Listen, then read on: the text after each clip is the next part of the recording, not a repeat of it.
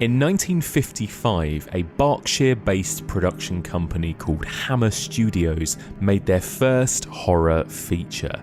It was based on a BBC television serial written by Nigel Neal from a couple of years earlier about an astronaut returning to Earth from a space mission accompanied by something otherworldly.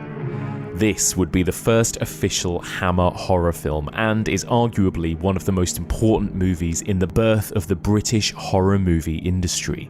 A few years later, British MGM Studios would produce their own science fiction horror movies about aliens invading a small village. Both of these movies had considerably different styles and sensibilities to the American alien sci-fi movies of the time.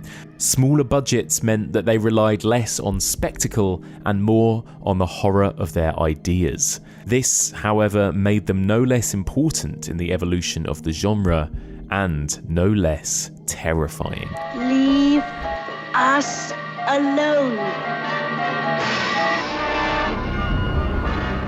Join me as we continue exploring the evolution of alien horror and we discuss the Quatermass Experiment and Village of the Damned.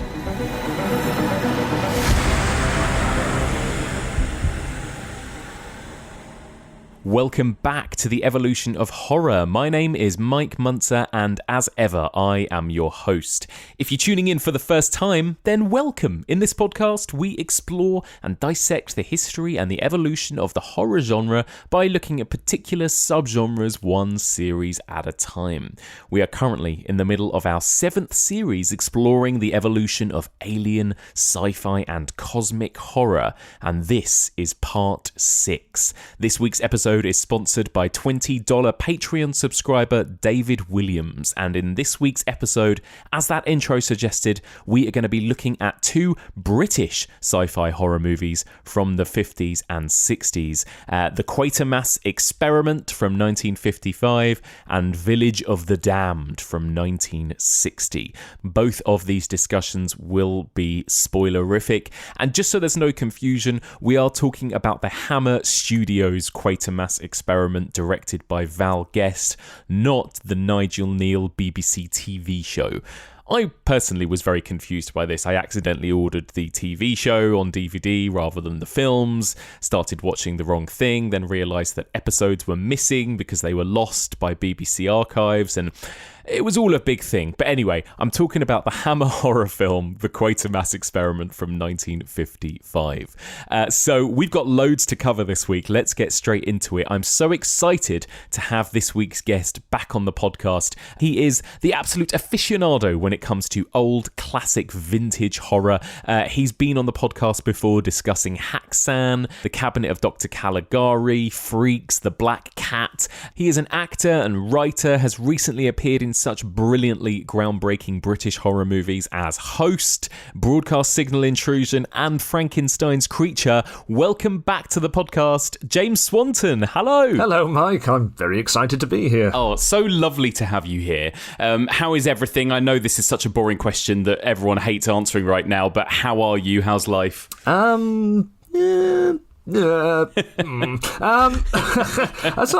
I think I intimated to you briefly before we kicked off recording this, Mike, I do cling to the unpopular but I think steadily more prevalent view that this year has been in many ways more difficult than last year. There was a great kind of blitz spirit and make do and mend mentality that prevailed last year, and of which I was personally a very happy beneficiary through stuff like the film Host happening. Yes. I remember I was halfway through doing it when we recorded our last podcast. Oh, wow. And that's turned out to be a pretty big deal, that film. It has. Incredible, yeah. right? Yeah. I thought it was just a little side project with some people I quite got on with, and it's just incredible. It caught fire in a very unexpected way, and I was going to say, did you have any idea? I mean, you know, from your involvement, I mean, that film in some ways has become the kind of defining film of last year in a way, particularly in the horror genre.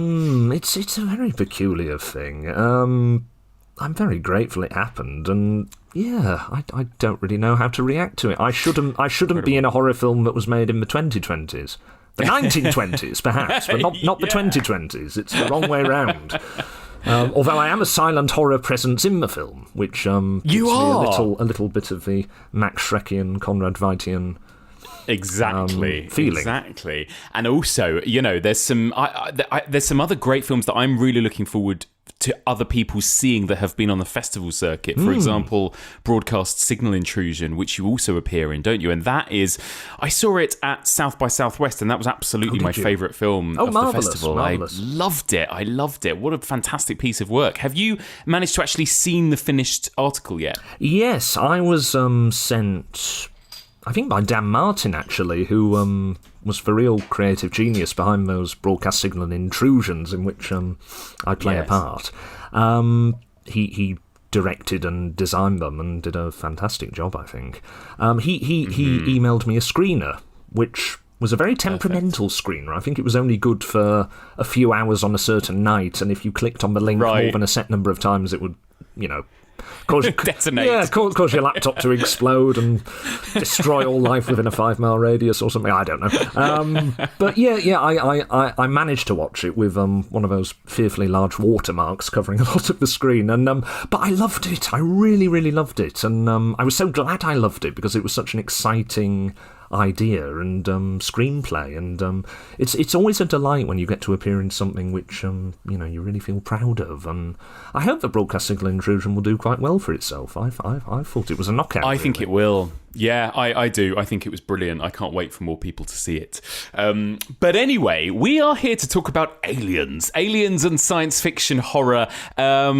Tell me, James, first of all, are you a fan of this genre? I guess it's kind of two genres in a way, right? Sort of horror merging with sci-fi. Are you a fan of this kind of area?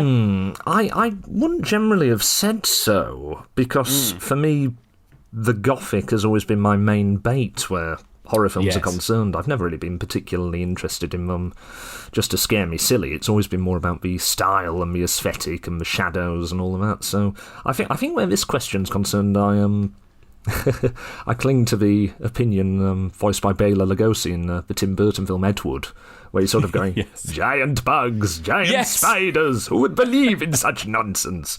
However, I am quite excited by that area where sci-fi meets horror, and even more particularly by those those films, those situations, those scenarios where science fiction starts to cross over into Gothic territory.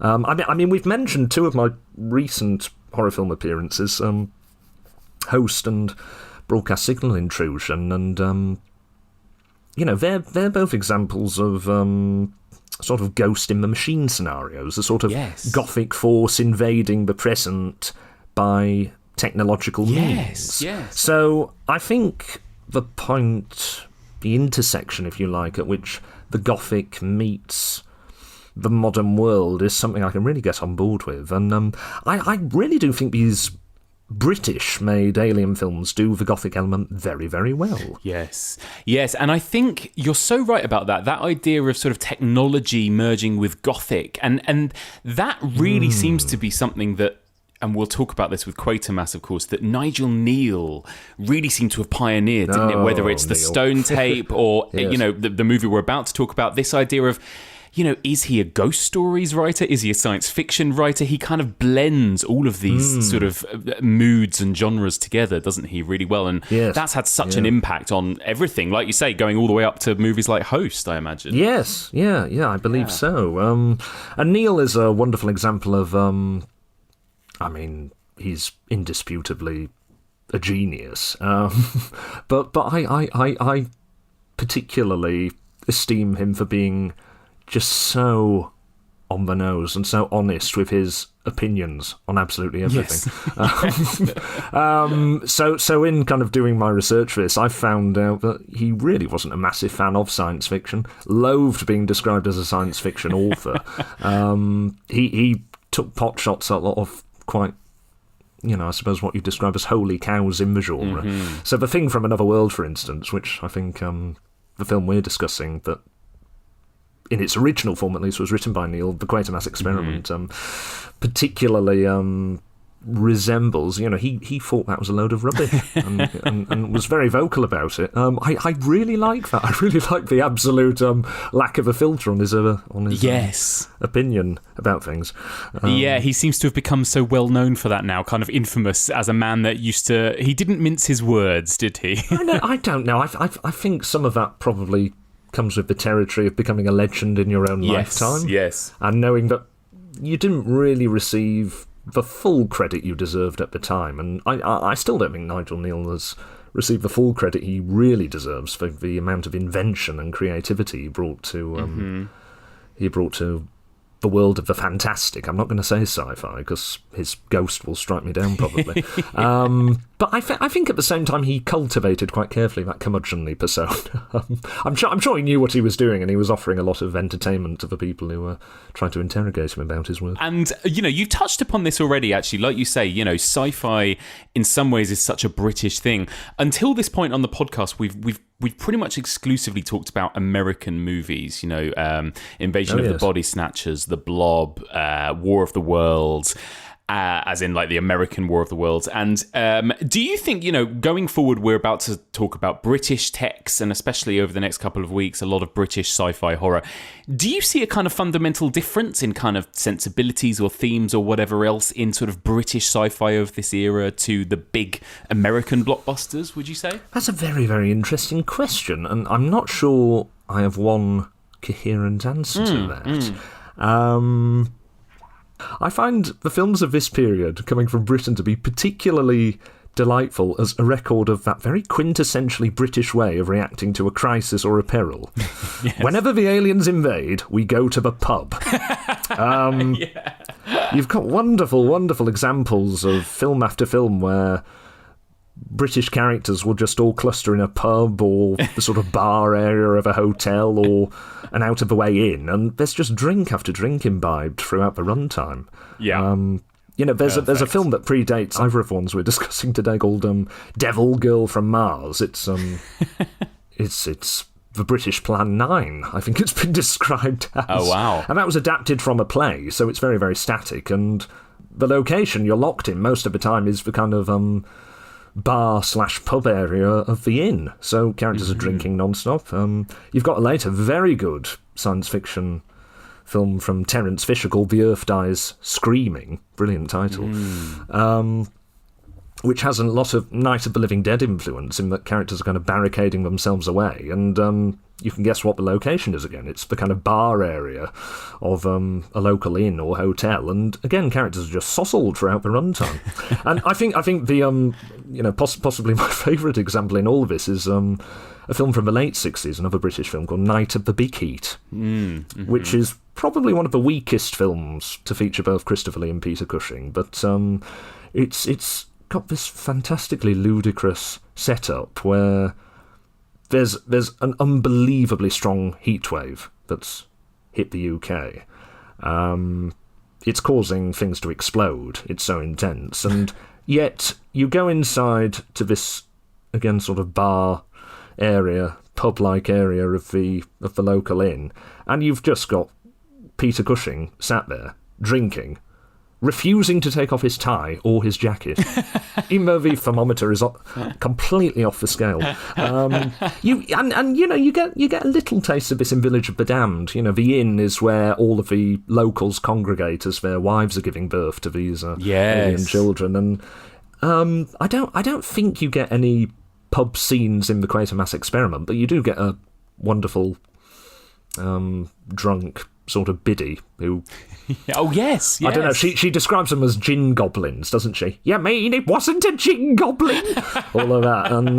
And I think you've just watched Quatermass in the Pit. I have. I've done the trilogy in the last 24 hours. Yeah. Well, fantastic. What a thing. But that features an integral scene in a pub. It does. It does. As all hell breaks loose. So I just want to point that out as a kind of addendum, really. Yes, you're absolutely right. The core element of British alien invasion narratives is getting drunk in a pub-like setting. There you go.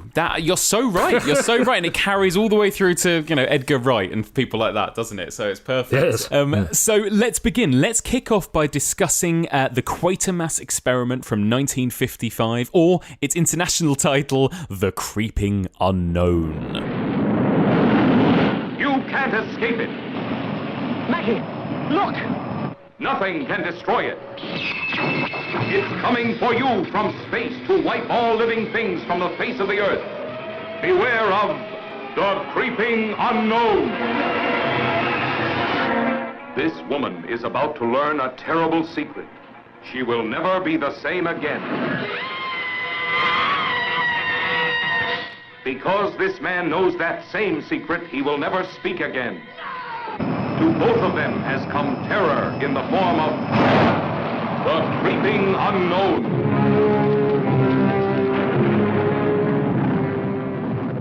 All is not well in 1950s London. A rocket has crash-landed in a field at night. 2 of the astronauts, who are meant to be inside, have mysteriously gone missing. The 3rd astronaut, a man called Victor Caroon, is a gibbering, traumatised wreck. And, unfortunately, his condition is about to get much, much worse. He is a most unfortunate victim of the Quatermass Experiment. Fantastic. 10 out of 10 for that plot synopsis. So, James, cheers. let me start off by asking you, what do you think of the film? Are you a fan of the Quatermass Experiment? Well, initially, I believe I watched this film quite dutifully. I'd seen a lot of the subsequent Hammer horror films, the Gothic, starring Peter Cushing and Christopher Lee, and yeah, I think I just watched this in the spirit of homework, thinking, oh, it's an important title, and yes, it did used to be shown on BBC TV every so often, so I recorded it and started watching it, and good God, I was absolutely blown away by it. It's a stone cold classic. It is, isn't it? It's just immaculate. I mean, I'm particularly indebted to the film for... I'm pretty sure it was my introduction, my sort of entry gate to Nigel Neal full stop. I think it was the very first thing that Nigel Neal had anything to do with that I'd ever encountered. And just as a sidebar, I much later did an event in London. It was a rehearsed reading of a Nigel Neal teleplay called The Road, which... was notoriously wiped by the BBC, like so many episodes of Doctor Who, and I mean that sort of became the second stage in really expanding my appreciation for Neal, because the volume of talent and kind of influential figures in horror that turned out to that event was just completely off the scale. So the reading itself, I was roped into it by Jonathan Rigby, who's one of our favourite people, the just formidably articulate and impressive man behind English Gothic and all the subsequent books in that line. And he's also a tremendous and very compelling actor. And he'd adapted Neal's teleplay to make it into a rehearsed reading, so he was doing the narrating duties and directing it. Mark Gatiss was in the reading. Fantastic. Because he's a massive Neal fan. Jason Morell was in the reading, the son of Andre Morell, who went on to play Quatermass on BBC television in Quatermass and the Pit. Yes. So just doing the reading was, a complete thrill. And then subsequently there was a panel where there turned out even more luminaries. So Kim Newman was on the panel, as was Jeremy Dyson, as was David Pirrie, who wrote A Heritage of Horror, one of the founding texts on the British horror film, as was Stephen Volk of Ghostwatch. Of course. I'm sure there are a few people I'm forgetting, but I'm indebted to the sort of 1-2 punch of the film of the Quatermass Experiment, and then subsequently that event, for just launching me off on this adventure through all of Nigel Neal's works. Wow. Which, it's the gift that keeps giving. I don't think he ever wrote anything which isn't remarkable in some way. And he really proves himself as a worthy successor to H.G. Wells. I think that was my big takeaway from that event in particular. All of these people there to pay homage to this genius of the fantastic who still hasn't really been given his due. I think so much of that comes down to the fact that he was working in the then unrespectable form of television. He wasn't doing what H.G. Wells did, producing literature, nor was he writing screenplays for films, which are regarded as, tend to be regarded as, historically were regarded as rather more important than television. Yeah. That's not the case today, It's not. Television is now the thing to go for, and you feel this as an actor as well. It's actors are essentially saying, balls to films. I want to be in a massive series like Breaking Bad or whatever it might be. Yeah, so he was a man out of time in a way. Had he been around today, I do like to think he'd have gotten all the credit he deserved. Yeah. But, as I say, I don't think you could ever pay Nigel Kneale adequate tribute. He was just that fantastic. Yeah, I'm very similar to you in that, I saw this for the first time this week. I had never seen any. So envious. What did you think? I really enjoyed it. And do you know what? I kind of went into it a little bit sort of similarly to how you said you did. I kind of almost went into it with a feeling of it being a little bit homework. And like you, I am a little bit more inclined towards the more visceral, the more gothic, rather than this kind of sort of techie science fiction-y kind of stuff. But having said all that, I was not expecting it to be quite as visceral and gruesome and shocking in places. Mad, isn't it? Yeah, it's absolutely mad. Yeah, it feels like not just an early kind of sci-fi horror, everything else you want to call it, but also sort of Cronenbergian body horror as well, right? I mean, it has so much going on in this. Yeah, I thought it was astounding. I loved it. And, there's something that I think Kim Newman, I heard say about it, Nigel Kneale, is that he makes things that are, I can't remember the exact phrasing he used, but something like intellectually terrifying rather than maybe sort of emotionally terrifying. More the horror of the ideas behind it, I suppose. And that's definitely something I found with all three of these Quatermass films. And I know obviously he wasn't necessarily directly involved in this first film, but obviously it's based on his story and his TV show. But those ideas at the centre of this movie are frightening. And I think it's wonderful. I loved it as well. Yeah, what a treat. And as you say, there is a hell of a lot of early body horror in the film, and you do get some of that with the later Quatermass installments. You have terrible things happening when people come into contact with sort of vile, alien, chemical, slimy substance in Quatermass 2, and you've got a lovely rehearsal for the kind of melting Nazi theatrics of Raiders of the Lost Ark in Quatermass and the Pit, when, again, all hell breaks loose. There's so often a moment in Kneale where all hell breaks loose, and you go, no, Pandora's box has been opened, there's no way back from this. That's it. I think with the Quatermass Experiment, though, that moment is when they open the rocket, and, you awaken to the plight of Victor Caroon.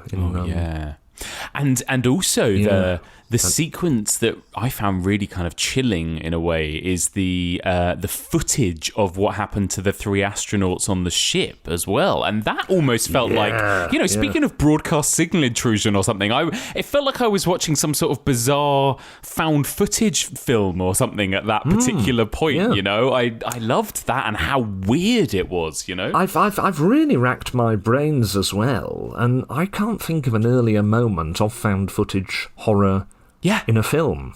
Yeah, I know. I mean, knowing how my mind works, I'll probably think of something instantly on finishing this podcast.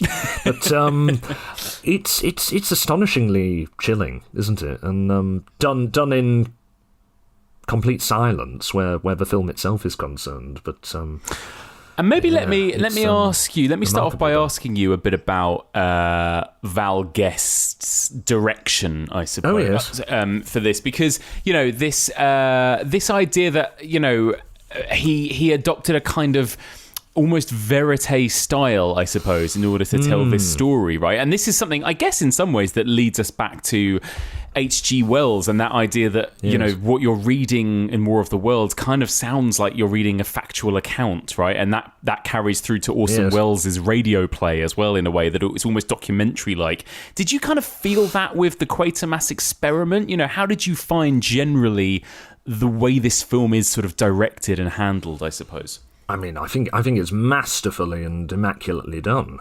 Not everyone agrees, though.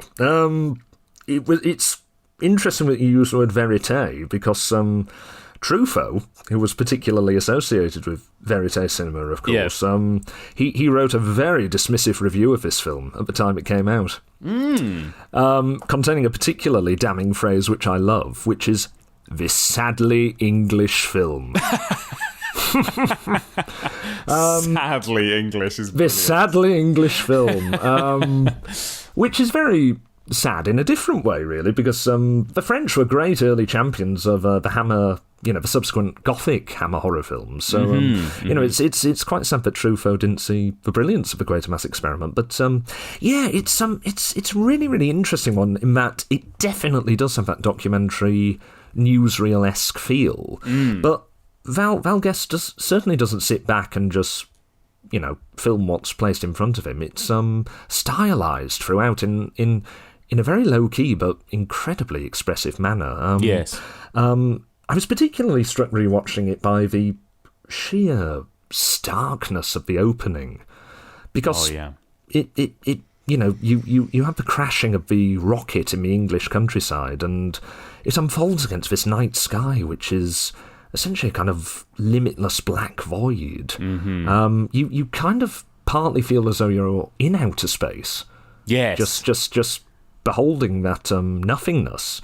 And, you know, that at once feels extremely realistic. I mean, a lot of subsequent colour hammer horror films are blighted by quite obvious day-for-night filming. Yeah. Whereas this is really, plausibly, realistically, nighttime. Yeah. I mean, it must have been shot at night. There's just no way they could have faked it. Yet at the same time, it's very, very expressionistic. I was really struck watching it this time by how like the opening of the 1920s version of The Hands of Orlac it is, where you have you know, the crashed machinery. You know, it's a train crash in The Hands of Orlac. Yes. And, you have the sort of smoke billowing past a very, very dark night sky, and enclosed within the wreckage you have this human being who has been horribly, perhaps irretrievably damaged in mind and body both. So yeah, you have wonderful things like that, and you know, there's the footage, the sort of found footage element discovered from the craft, which is so chilling, as you say, and so good. I suppose that gives it a realism as well. But something else I really esteem this film for is it has the courage to make London look like a very ugly city. It's almost inconceivable that both the Quatermass Experiment and Mary Poppins are taking place in the same city, isn't it? It's so true, yeah. And it's great, though. It's really, really great. You know, you've got those scenes on the sort of scuzzy dockside by the Thames, don't you?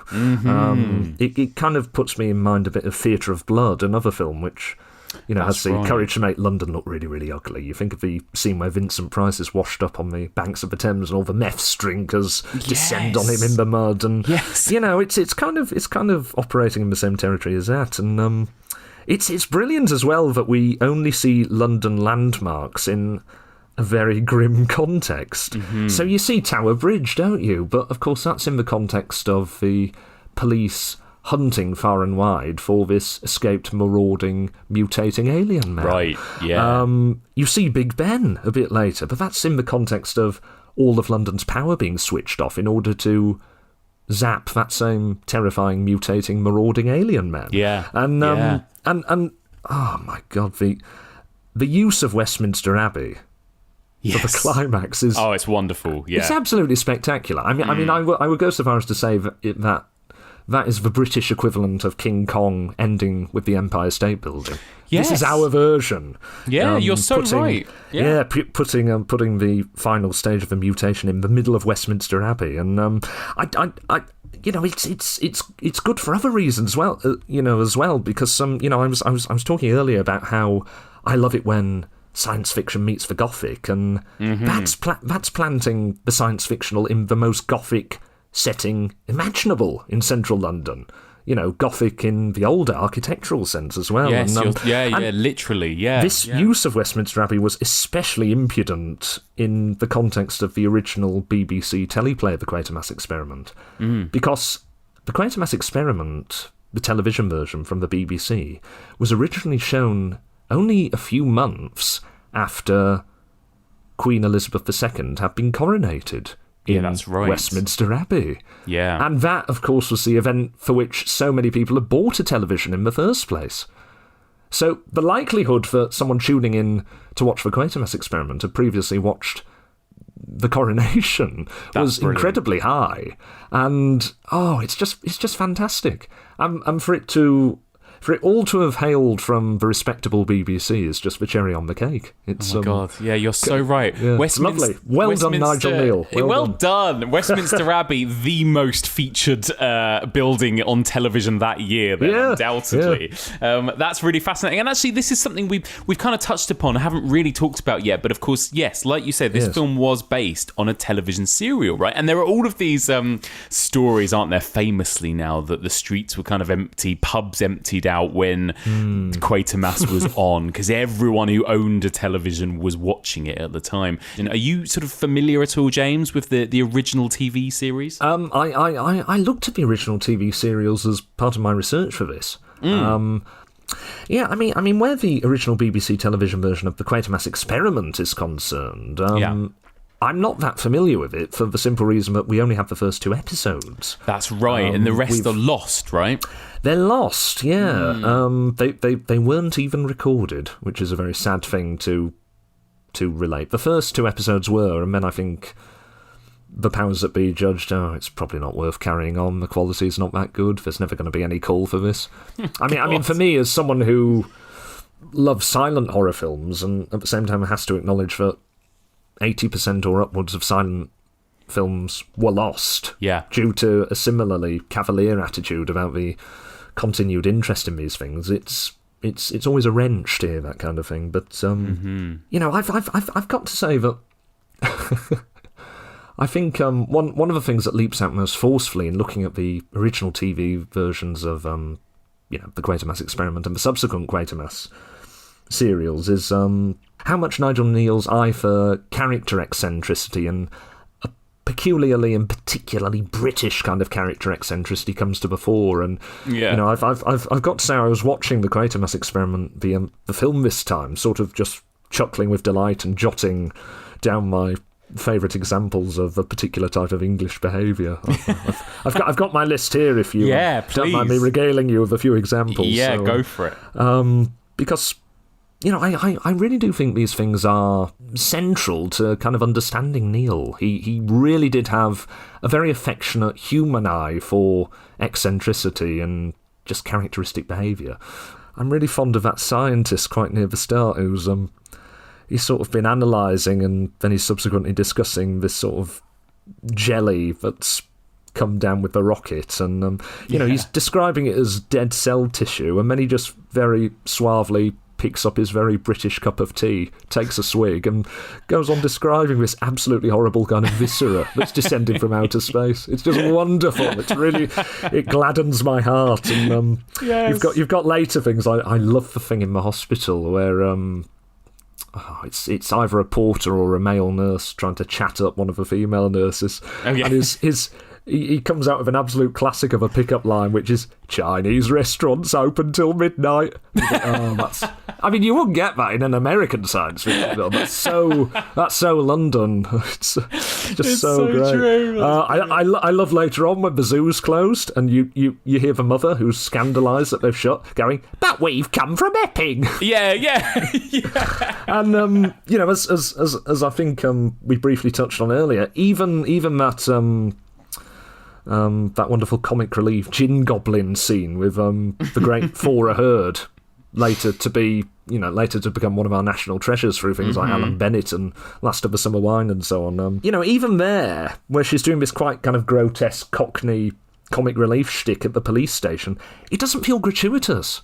It feels like a really kind of affectionate and insightful human snapshot.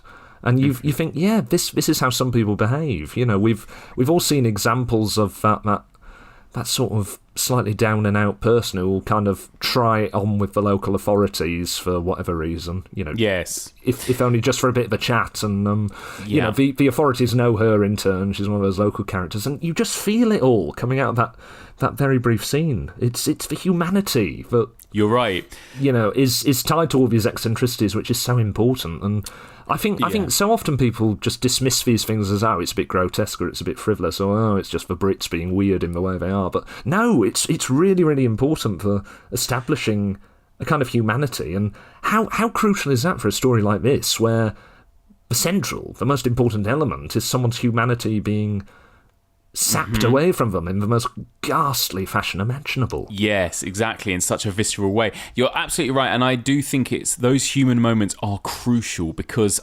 otherwise I do find, and this is the one thing I will say about all of these Quatermass stories, is that it is a lot of middle-aged men in suits in rooms talking to each other about science or the military, yes. Right? And that can get a little bit dry at times, I think. If it doesn't have those moments of those moments of humanity, I suppose, or quirkiness or whatever else, because there is a lot of just like men with moustaches explaining things to each other in rooms, basically, isn't there? To be honest, I suppose a lot of this is a relic of these stories having begun on television in an era where television drama production was quite limited in terms of what it could show. All the Quatermass stories are incredibly ambitious in what they do set out, but they are still anchored by the need to have these in-depth scenes of explanation. I mean, partly as well because Neil's dealing with such mind-bendingly complex ideas. I mean, still, a lot of the time they're breathtaking in what he puts before you, and you can only imagine how, you know, what kind of number it did on people 70-odd years ago. But, I suppose while we're discussing the sort of more human side of this, or rather the more men-in-suit side of this, we do have to come around to the subject of Brian Donlevy, don't we? We do, and actually I was just about to say, you know, I mean, famously, right, Nigel Neal was quite critical of this film adaptation of his original series, and partly what he was so critical of was the casting of Brian Donlevy as Quatermass.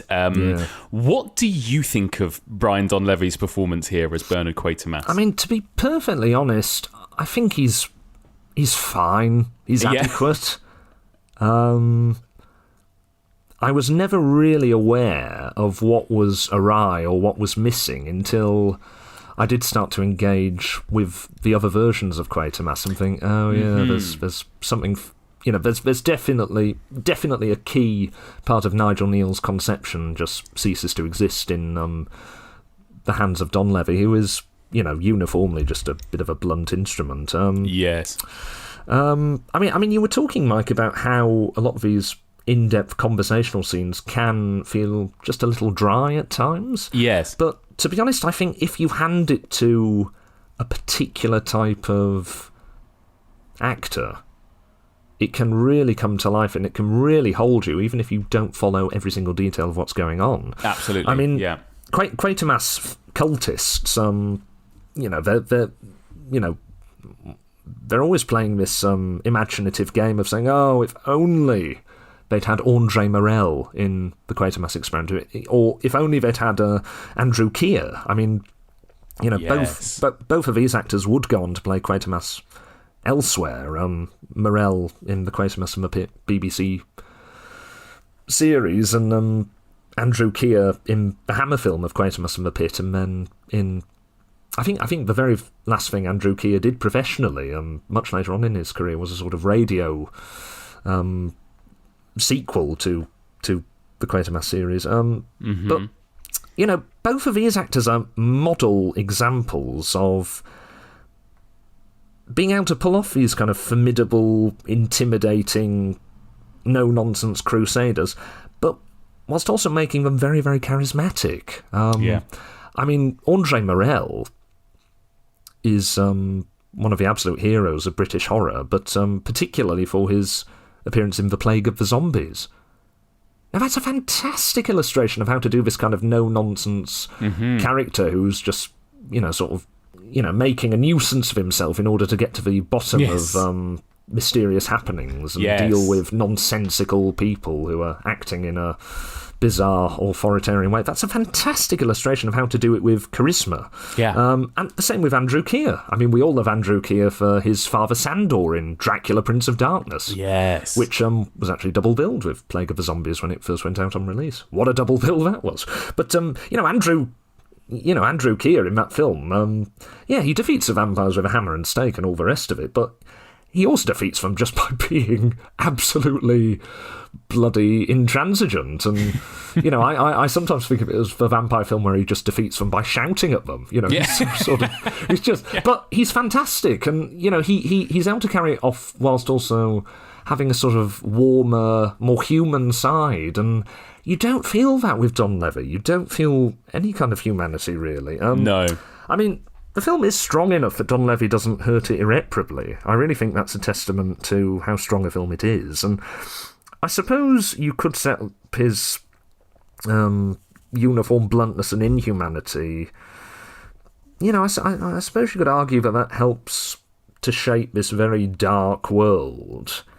A dark and kind of hopeless and despairing world. And, that is, in a way, all to the good, because it just draws attention to the actor in this film who we really should praise and who deserves no end of praise, which is Richard Wordsworth as Victor Carroon. Yes, absolutely. We'll get to him in a second. But I agree with you. I think because obviously I was not aware of any other version of this character before I watched this movie, it kind of felt deliberate to me that there was this kind of coldness. I knew nothing about the character of Quatermass. And for a moment, I thought, is Quatermass the sort of almost villain of this, right? He's this sort of cold, scientist that is insisting on these kind of crazy experiments that are costing lives and whatever else. And again, maybe it wasn't until I saw Quatermass and the Pit where I suddenly saw this other side to the character of Quatermass that I hadn't seen previously.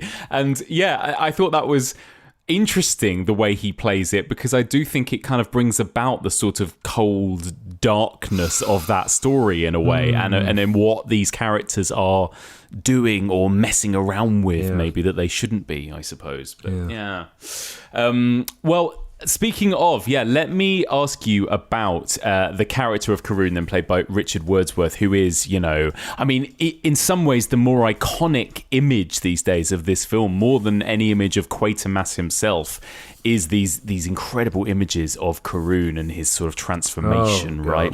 And don't you think this, James, feels like a performance that almost belongs in the sort of 20s or 30s? There's something that feels very classic and gothic almost to me in this performance and this character. I mean, it's just riveting what Wordsworth does. And had Wordsworth not been in the film, had you had a more functional or prosaic actor, or, a kind of stunt man, someone who just looked impressive with some scary makeup but couldn't deliver acting-wise, I really do fear that we wouldn't have had a British horror boom. And, if the Quatermass Experiment hadn't been the smash hit it was, there would have been no Curse of Frankenstein, no Terence Fisher directing Gothic after Gothic, no Christopher and Peter Cushing as we know them. I think so much hangs on what Richard Wordsworth brings to this film, and I would go so far as to say it's probably the most consistently unheralded and underrated of the truly great horror performances. I would truly agree with great. You. He's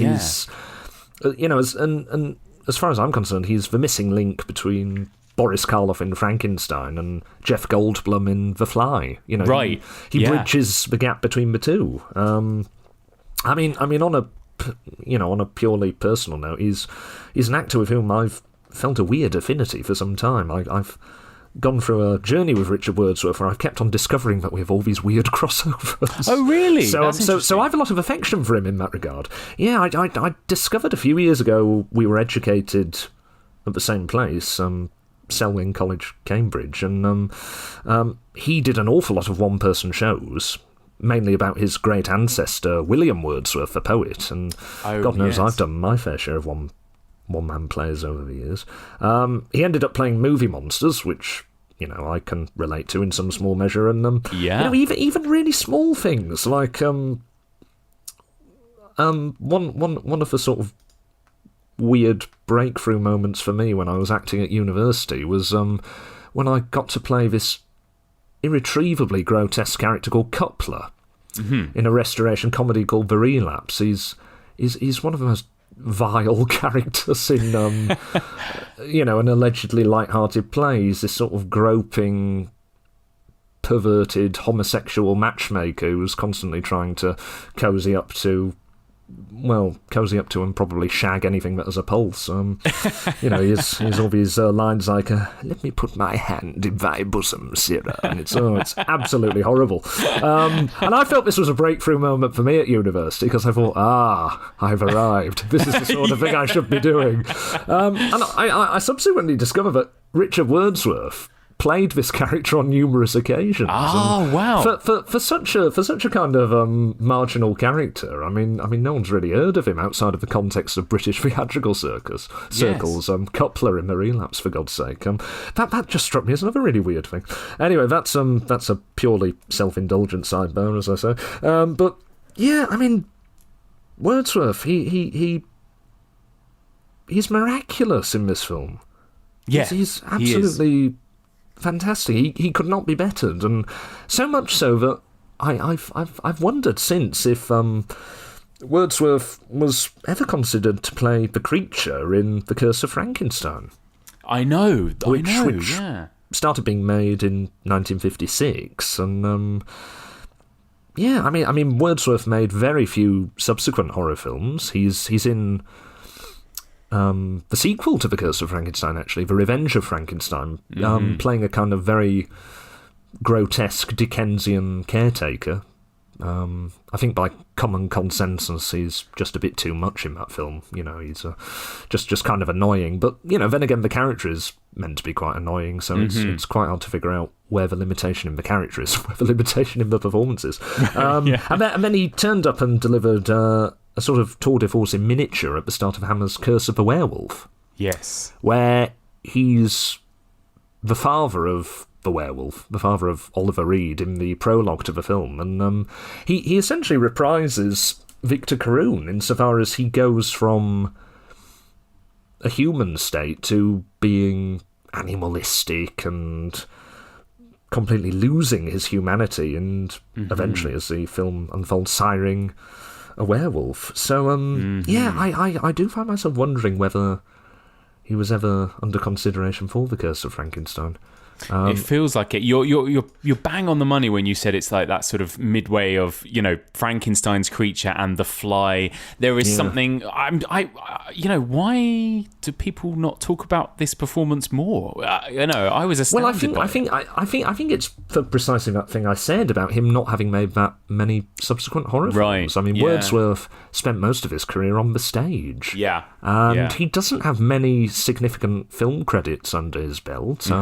He turns up quite briefly in Hitchcock's remake of The Man Who Knew Too Much. Yes. But it's a small part. And I think so much of how horror fans respond to and process the genre is in terms of the familiar faces turning up time and time again. The icons, So Christopher Lee's creature, I think it's a remarkable performance in a very different key, but that has received a lot more attention. But yeah, Wordsworth, he's irreplaceably brilliant in this film, and I think he really does kind of mix the raw terror that Christopher Lee brought to his creature in The Curse of Frankenstein with the deep, deep humanity and pathos that Freddie Jones was to bring to his version of a creature in the subsequent Hammer Frankenstein film, Frankenstein Must Be Destroyed. It's a brilliant kind of synthesis of the two approaches.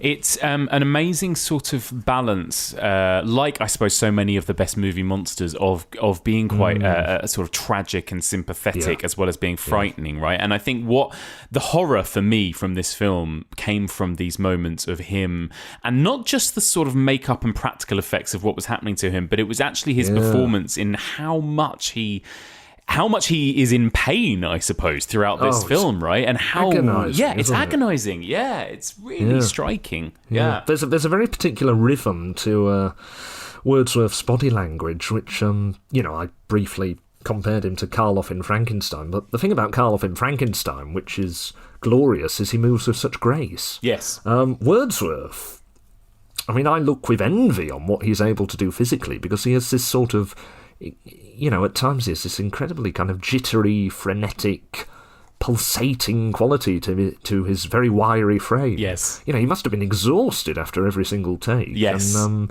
it really works to create this feeling of constant physical upheaval. I think of the line that you have in Mary Shelley's Frankenstein when the creature first awakens. She writes something to the effect of motion agitating the creature's limbs as it first awakens, and you get non-stop agitation with Wordsworth. That's it. Fascinating as well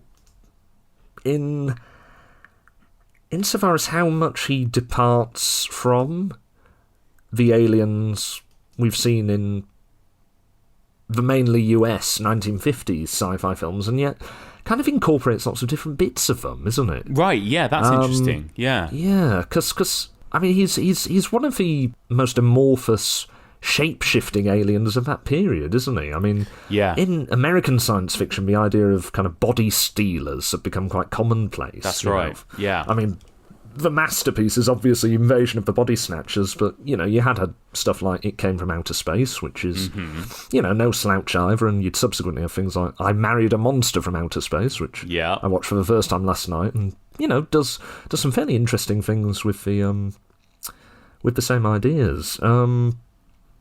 But he goes off on this journey of mutation where he also becomes kind of blob-like. Yes. And this film anticipates the Blob. It came out that's a few years in advance. And of course it's done by stealth. It's only at the end in Westminster Abbey where you really see him in his full grotesquerie, and it's quite the shock. Yeah.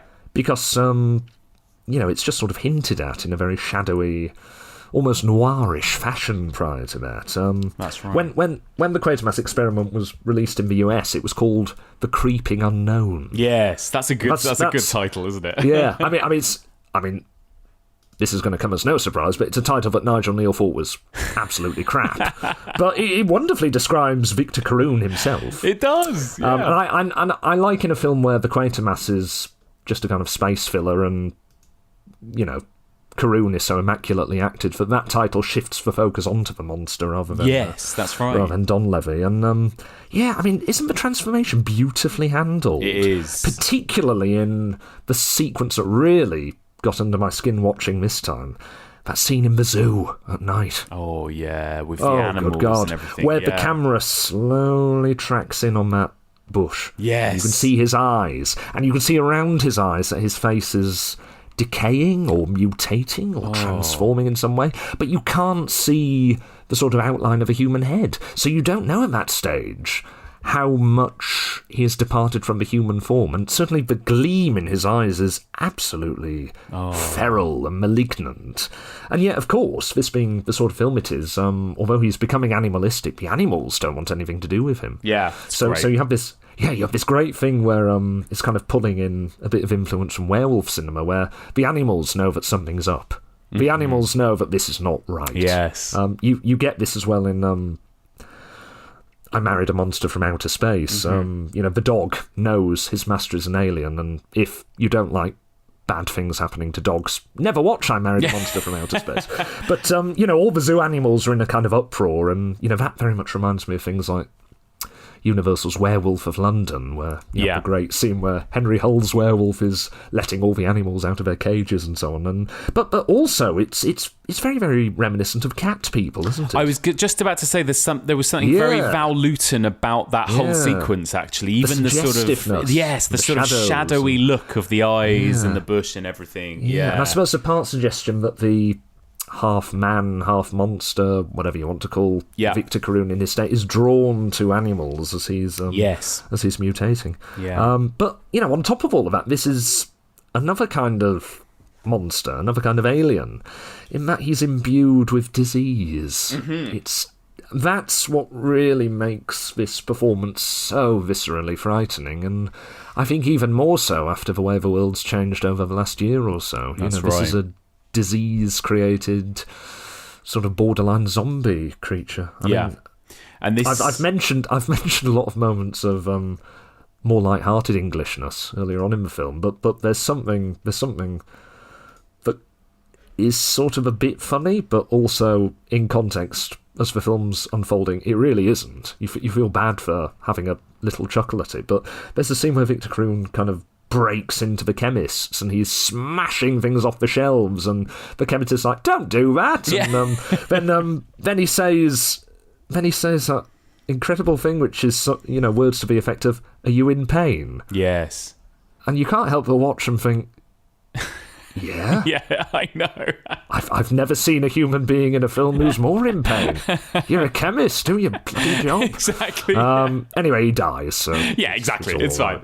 Spoiler. But yeah, no, you're right. And actually, there's a moment of. There is a. Do you think it was a deliberate nod towards Frankenstein at the moment when he encounters the little girl as well on the river? Because I again, not knowing what was going to happen, I thought, is he going to murder that little girl as well? It's quite very menacing, wasn't it? Yeah, no, tremendously so, and menacing particularly for that Frankenstein precedent. You know how this scenario could be playing out. Yes, yes. Yeah. And I believe that.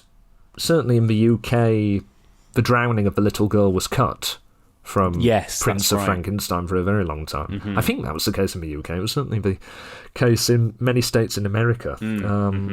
Yeah. And actually, I think the UK is the reason we now have that scene as restored as it can be. It was discovered in the British Film Institute. So right, yes. Maybe that dates from when it was clipped out. That's a bit of a sidebar.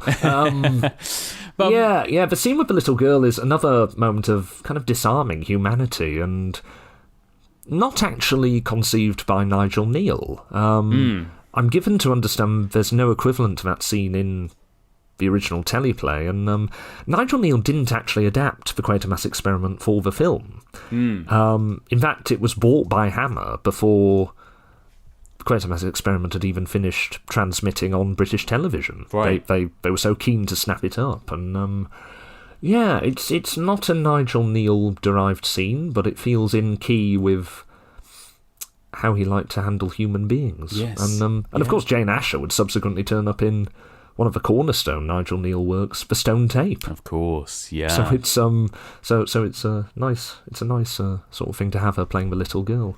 But it's interesting, isn't it, as well, not to have debilitating harm come to that girl. Yes. I mean, the head gets lopped off her doll, but again, another moment of kind of humour at that point, right? Yeah. It's quite funny. Because I mean, again, it feels quite realistic in that she doesn't react in the sort of stereotypical way. Yes. In a film, you might expect a child to react. She doesn't burst into tears. She doesn't run off screaming her head off. She's just like dumbfounded. Yeah. She's like, oh well, thanks she picks a lot. it up and tries to put the head back on. Yeah. And it's count yourself lucky you weren't in the doll's place. Exactly. It was a good little sort of release of tension, actually, I think, that moment. But let me finish off by asking you about that alien creature, that fully transformed alien in that final act in Westminster Abbey. And like you said, you've mentioned them already. We've talked about a few of these alien designs so far already, whether it's the blob or just the sort of pod people or the tripods in War of the Worlds. But what do you think of the way this particular alien looks, in that final act? It makes me feel dirtied and unclean. Like, I don't like the way that alien looks. I don't like the little eye poking out of the folds of tissue. Which folds of tissue. I believe if the information is correct, that creature we see at the end was created out of tripe. Oh God! And it certainly looks like it, doesn't it? It does. Yeah. You know, it's bad enough earlier on in that zoo sequence again, where you see that sort of folding of what again I would assume to be tripe or a very tripe-like substance being trailed behind Victor Carroon like Boris Karloff trailing his bandages in The Mummy. That's right. Utterly unbearable. That is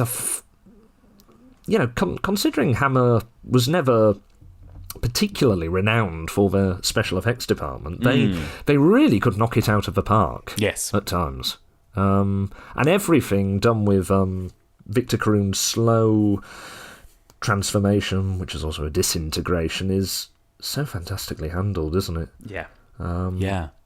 Yeah. There is something, and I know a lot of people have mentioned that this is a sort of Lovecraftian story. This is a Lovecraftian monster. Yeah. Do you sort of see that sort of Lovecraftian potential sort of influence or element of this kind of alien creature here? There are certainly elements you could say are Lovecraftian. I think it's important to acknowledge it's entirely accidental if it is fair. Nigel Kneale, till the end of his days, claimed to be very unfamiliar with H.P. Lovecraft's work. Yes. But, that doesn't rule out that, they may have ploughed the same furrow without, without perhaps Kneale having engaged with Lovecraft. He has metamorphosed, physically at least, by the end into a kind of plausibly Lovecraftian entity, hasn't he? I think possibly a more Lovecraftian sense just comes from the alien spirit with which Wordsworth imbues Carroon before he reaches that really final stage of transformation, though. Yes. He really does give... And again, you find a bit of this in... Well, you find a lot of this in Karloff in Frankenstein, but it comes from a different place with Wordsworth's Carroon.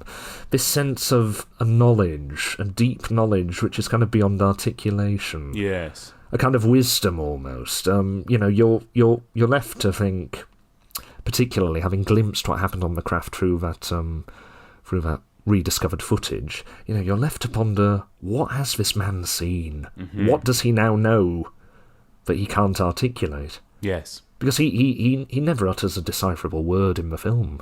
Yeah. What are the words imprisoned in the head which can't quite get out? And, that for me is where the Lovecraftian spirit comes in. What forbidden secrets is he carrying around with him now? Yeah, that's so true. And there's something of a Lovecraftian horror, or I suppose more generally a kind of cosmic horror about that sequence on the ship as well, isn't there? And just how bizarre and unexplainable it is. Those flashes of white light and everything happening there. There's something of that reminded me a bit of that as well, a kind of early cosmic horror, I suppose. What a fascinating... So many fascinating ideas crammed into this film, right? It's brilliant. Yes, yeah. I could go on for a lot longer. I know. And alas, I'm going to have to wrap you up. But let me just ask you briefly, before we move on to Village of the Damned. Now, next week, I'm going to be covering in depth the two sequels, Quatermass 2 and Quatermass and the Pit. But let me just ask you, James, before we move on, what did you think of the two sequels? Are you a fan of the next two Quatermass films?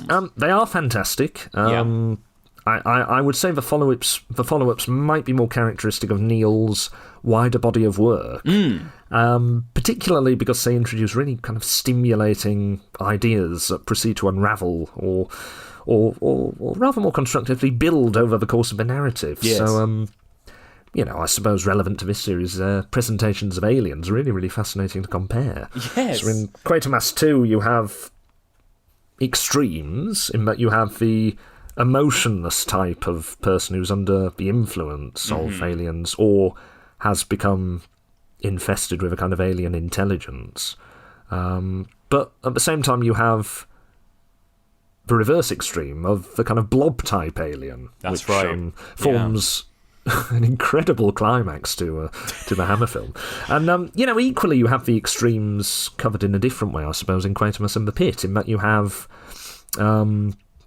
I briefly mentioned Bela Lugosi and Ed Wood earlier, talking about giant bugs. Yeah. But, in Quatermass and the Pit, you have the idea of bugs imbued with a kind of human or beyond human sentience, treated in a way which isn't really funny at all. It really gets under the skin. It's really, really disturbing. Yeah. So you have aliens in that sense, insect-like aliens, but at the same time you have the line which has become more classic than any in the Neil canon, which is, "We are the Martians." Yeah. So I suppose the great thing that the Quatermass Experiment does, and I do have to say it's my personal favourite of the three Hammer films. Yeah. For I think its raw simplicity and its really horrible emotional heart, which is, again, so much to do with Richard Wordsworth. Mm-hmm. I suppose we have to give the Quatermass Experiment its due for setting that template. It presents aliens at their most human and at their most extreme. Yes. But unlike Quatermass 2 and unlike Quatermass and the Pit, it does it all through one astonishing actor, yes, endowed with an equally astonishing narrative and fantastic makeup effects from Hammer's makeup man Phil Leakey, and it's a real gem. Yeah. I envy anyone getting to see this film for the first time. Yeah, it was an absolute treat for me seeing it for the first time. It's silly that it's taken me this long to finally watch it, but I absolutely loved it. Would hugely recommend the Quatermass Experiment. Hello everybody, just interrupting this week's episode momentarily to thank this week's sponsor. That's $20 Patreon subscriber David Williams. A huge thank you to David for his kindness and generosity. David R. Williams is the CEO and chief bottle washer for Red Scream Films and Razor Wire Alchemy, an independent film production company located in the wilds of Buffalo, New York. His films include Prison of the Psychotic Damned, Fright World, and Red Scream Vampires, which are all available from SRS Cinema, and also Metal Noir, a lost, now found VHS horror from 1990, available from SOV Horror. His latest films, Rust Belt Driller, a throwback to 80s horror, is just entering its film festival run and should be streaming at a service near you. His latest film is Abject, which starts shooting in September 2021, starring actress/model Helen Simon.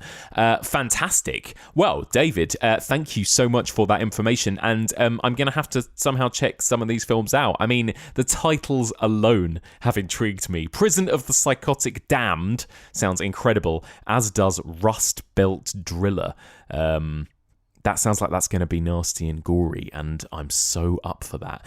So just going to let everyone know again that they can find those films on SRS Cinema and SOV Horror. Please do check them out. One more time, a huge thank you to this week's sponsor, $20 Patreon subscriber, David Williams. Thank you so much, David. And if anyone else out there wants to become an official Evolution of Horror sponsor, get their own little segment in the middle of an episode like this one, in which they can plug their own work, their films, their podcasts, their blogs, anything you like, then sign up to our Patreon, patreon.com/evolution of horror. At a $5 level, you'll get access to over 100 bonus episodes and new episodes every other week. At a $10 level, you'll get all of that, plus access to our exclusive mini-seasons, which means you'll get a new episode to listen to every single week. And $20 will get you everything and make you an official sponsor, like this week's sponsor, David Williams. One more time, patreon.com/evolution of horror. That's patreon.com/evolution of horror. Okay, let's continue our British sci-fi alien discussion with James Swanton as we begin our deep dive discussion of Village of the Damned from 1960. Science fiction has never imagined so strange or terrifying a story as that of the village of Midwich, England, cut off from life as we know it by some mysterious force. And later, at one and the same time, a child was born to every woman in the village. Children that grew to look like this. Beautiful youngsters behind whose fiery, hypnotic eyes lurked the demon forces of another world. They're not human. They ought to be destroyed. Forces put to such sinister use that it became a national emergency. Leave us alone.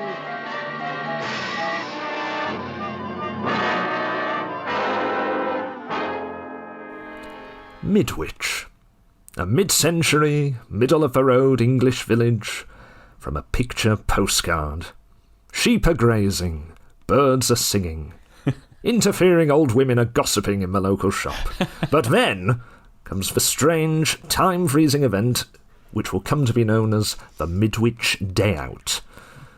Now, as a result of it, Mrs. Zellaby is blessed with a child, but so is every other woman of a certain age in the village. And once born, these children turn out to have prodigious intelligence and an ability to read minds, and, there's something rather strange about their eyes. Absolutely. What did you think? What do you think of Village of the Damned, James? Are you a fan of this one? I've got to say, I've got an awful lot of personal affection for Village of the Damned. I can even remember the point in my life I was at when I first watched it in full. Oh, yes. I was, and this should surprise no one who knows me, I was doing my secondary school work experience in a funeral parlour. And I'm pretty sure it was semi-illegal now, but after watching a good few embalmings, I took myself off on my lunch break, went to HMV, and saw, it's in front of me now actually, the very nice Warner Brothers double DVD of Village of the Damned and its sequel, Children of the Damned. Yes. And I was sort of working my way through as many older horror films as possible at that point through blind buys. I mean, this was before the internet was a sophisticated way of watching films, so I thought, oh, I'll have that. That's a classic title. Yeah.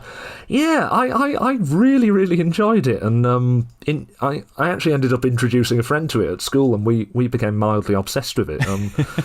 We'd just be saying to each other for years afterwards, I must think of a brick wall. Yes. just making each other laugh, and I think we were also very taken with the wonderful spoof that The Simpsons did of it. The bloodening, they call it. They do. So good. Yeah, it's so good. I mean, it's an odd film in that it's. I would never claim it's a masterpiece like the Quatermass Experiment. But, at the same time, it's important. It's perhaps the classic British take on the theme of an alien race replacing the human race. I mean, yeah. America, in that case, has the undisputed masterpiece in that field with Invasion of the Body Snatchers, and it altogether just feels very, very classic. I mentioned in the intro that it seems to follow the template of H.G. Wells' The Invisible Man. Yes, and just having that English village penetrated and overwhelmed by some kind of invading alien force. It's at once very, very cosy, but very, very disturbing. Yeah. It's just really, really interesting. I always enjoy returning to this one. I love it as well. I'm a big fan, and I think that's because, in some ways I gravitate more towards a film like this than I do Quatermass, because it is, it's very little sci-fi, really, I suppose, in this movie, right? I mean, it really does feel like, you're right, Invasion of the Body Snatchers kind of meets The Innocents, maybe, or something like that, which maybe is more my bag, I think, because there's something a lot more creepy in some ways, in a sort of classic horror sense about this movie, and these terrifying children. But yeah, I'm a big fan of it. Interestingly, there were a few interesting comparisons and similarities. It was directed by Wolf Riller, who I read was also sort of going for an almost kind of, they were quoted as giving it a low-key documentary style for this particular movie. I don't know necessarily how successfully that sort of comes across. I mean, did you sort of get any of that from watching this movie? I certainly get a low-key documentary style from the Quatermass Experiment. Yes.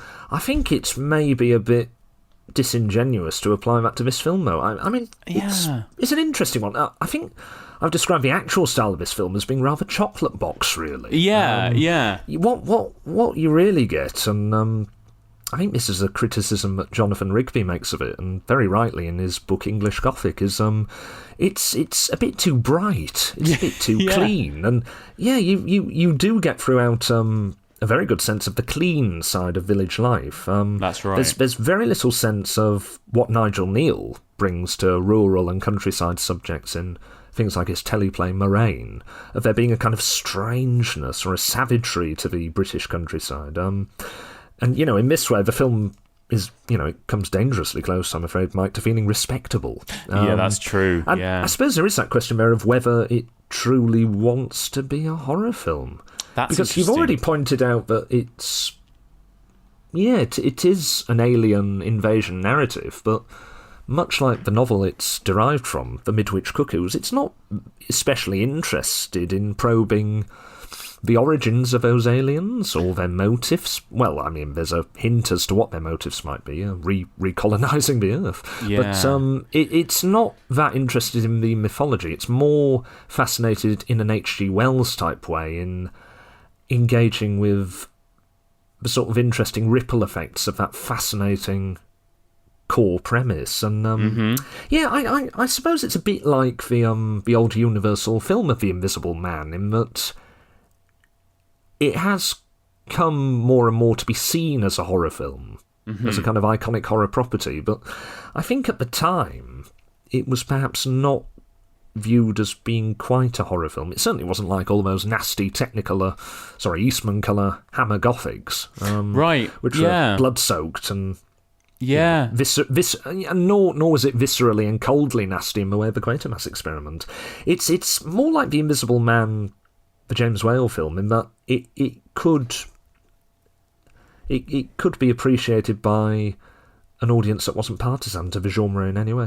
But, leaving all of that aside, that prettiness that this film cinematography often has, that kind of sparkling, gleaming perfection,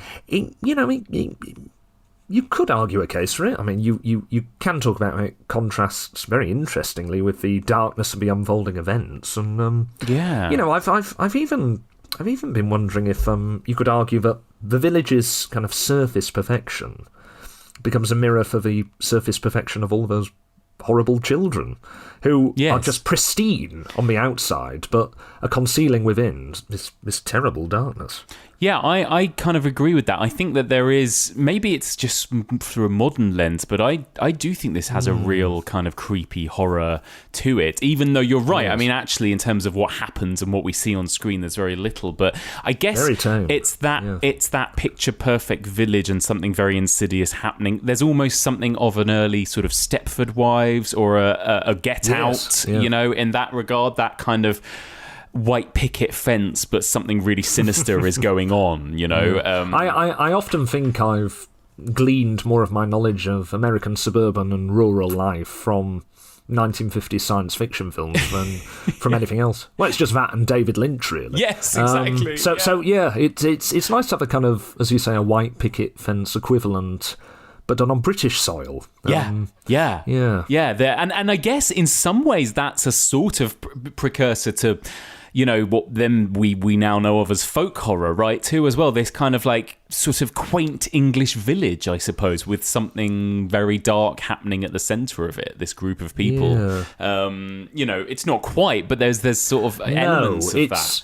Well, I mean, you could argue the case for a very interesting remake of the subject matter that works more along folk horror lines. But in terms of having that atmosphere of mysticism and sheer weirdness of the English countryside, something like Blood on Satan's Claw just sweats it. Yes. I mean it's nowhere close, is it? No, you're absolutely right. Now, we talked a bit about, divisive lead performance of Brian Donlevy in Quatermass, and here we've got George Sanders as Gordon Zellaby in Village of the Damned. What do you think of George Sanders in this movie? Well, first of all, I want to make sure that we're not talking about this as a divisive performance. Oh, we are absolutely. George Sanders we are absolutely not. Yes, exactly. I was leaning in there to saying it's in contrast. It's universally loved. I absolutely love him. It's great. He's brilliant. He does that thing which I think possibly, returning to the Quatermass thing, which possibly you'd have had with the Quatermass Experiment had they cast Andre Morel, for example. He has that thing where he's simultaneously really, really charismatic, but evidently he also kind of belongs to a superior race. Yes, exactly. And this goes very well with George Sanders' screen profile. He had this brilliant reputation with the likes of Claude Rains and Basil Rathbone as being one of those formidably articulate, formidably well-spoken Hollywood villains. Mm-hmm. He was the great classic version of Lord Henry in the 1945 version of The Picture of Dorian Gray, and the really great George Sanders performance for Isn't Shere Khan in The Jungle Book is in All About Eve, which is just god tier of Yeah, absolutely. You're totally right. That particular type of English acting. I suspect that George Sanders didn't care for horror as a genre.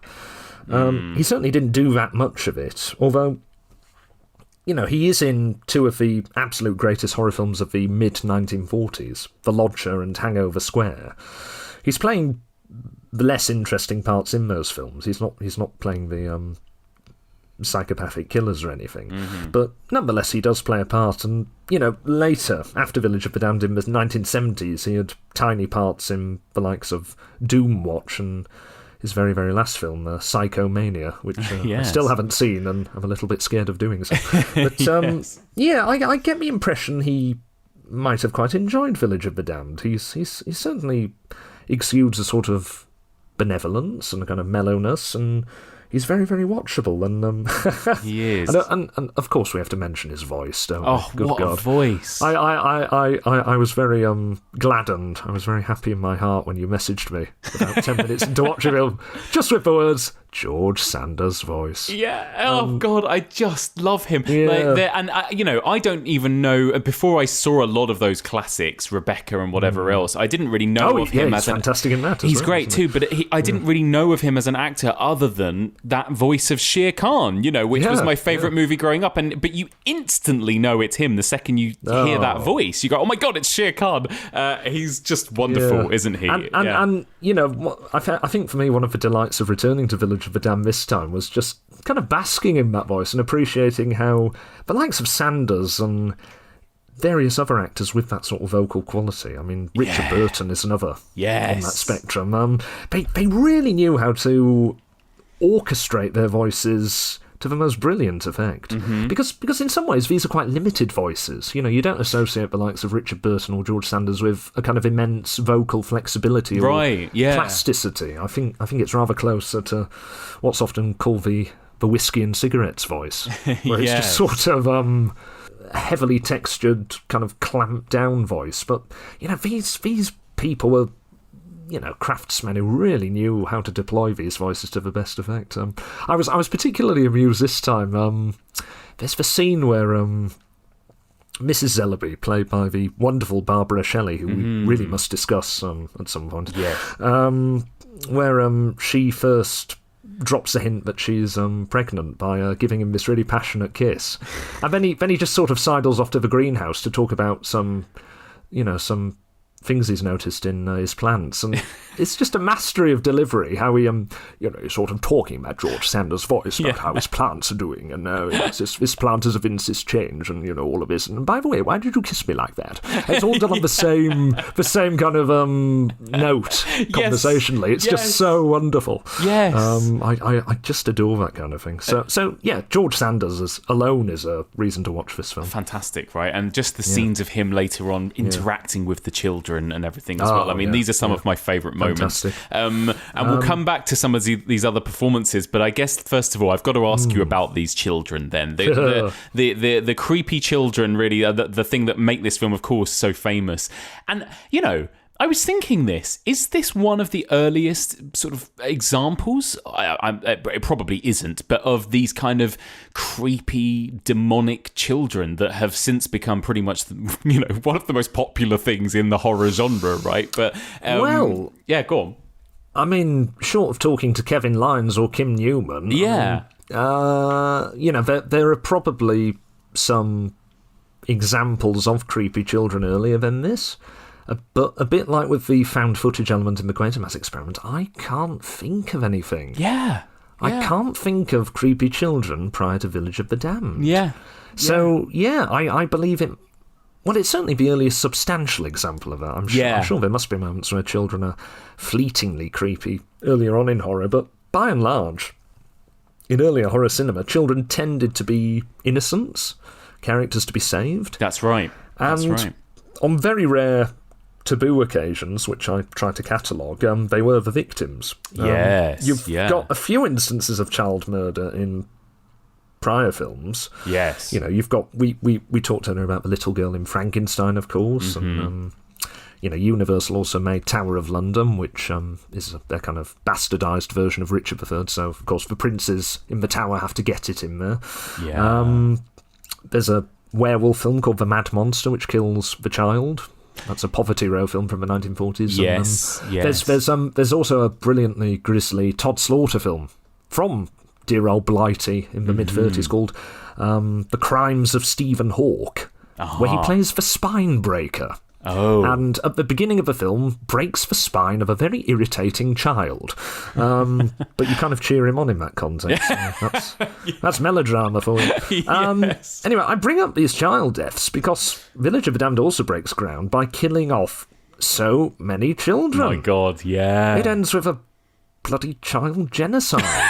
And, I mean, they may be ghastly alien children, but I think this was still a rather controversial point and something that probably made a lot of people feel quite uneasy when this film debuted. And yeah, I mean, while we're on the subject, we have to talk about Martin Stevens as David. Oh, yeah, we do. Because this film may be a milestone in terms of being the earliest substantial example of creepy children in a horror film, but Martin Stevens, surely, correct me if you think of something, but surely Martin Stevens is the only child actor in history to play two separate iconic horror characters. Oh, yeah. Because he's David in Village of the Damned, and then surely the casting director for The Innocents turned him into Miles on the basis of this film. Yeah. So we owe a great debt to Village of the Damned just for that. I can't think of another example of a child actor playing two separate horror icons. I mean, there are, you can point to The Boy in The Omen, of course. You can point to Linda Blair in The Exorcist, but did they play another one that has that kind of stature? No, there's very few. There's one lesser example that I can think of, and I haven't got the actor's name to hand. Let me just find it. But it's actually from the 1989 version of Pet Sematary. The little boy that is run over and then comes back as a zombie child. Then reappears in a Nightmare on Elm Street sequel. Now, hang on, let me just find... Yes, Miko Hughes, who plays Gage Creed in Pet Sematary, then plays the creepy sort of possessed child in Wes Craven's New Nightmare, who sort of becomes sort of possessed by Freddy Krueger at one point. Oh, I'm glad to hear that. Yeah, so he's... But actually that actor was more cute than creepy, I would say, whereas you can't really beat the creepiness of this particular child actor, right? Martin Stevens. I mean, The Innocents. I know both of us, right, are huge fans of The Innocents. Speaking of creepy children in horror, so much so, and I think really, comparing Village of the Damned and The Innocents, together they give us a real kind of roadmap to just why children are so frightening in horror films. Yes, and why are they so frightening, do you think? Well, I think there are a lot of aspects to it. It's not something you can put your finger on decisively, but I think that is kind of the point of it, because so much of this is to do with the uncanny element, isn't it? Yes. Because children, they're like us, and at one point in our lives, they are us, if we get to adulthood, but they're not like us. They're not fully formed, and in the context of Village of the Damned, you have all these very precocious children behaving like little grown-ups, don't you? Yes. So they're not quite adults, but, in the context of the horror film, and again, you get this in The Innocents, because in that film, Miles is or perhaps isn't channeling the spirit of Quint. Yes. This worldly, corrupting monster of a servant. But, I mean, that uncanny thing of these children being like us but not like us, that probably explains why people who are scared of these creepy children in horror films are also the same people scared of, like, creepy doll films, haunted doll films. That's right. That's right. Yeah, I was thinking of Dead of Night as well. Actually, that sort of. No, that's a very good example. And I think there's another element. I think and Village of the Damned does this in how the male and the female children kind of look the same. Oh my god! And they're so Aryan as well. That somehow makes them even scarier. Gosh, that's something I hadn't thought about.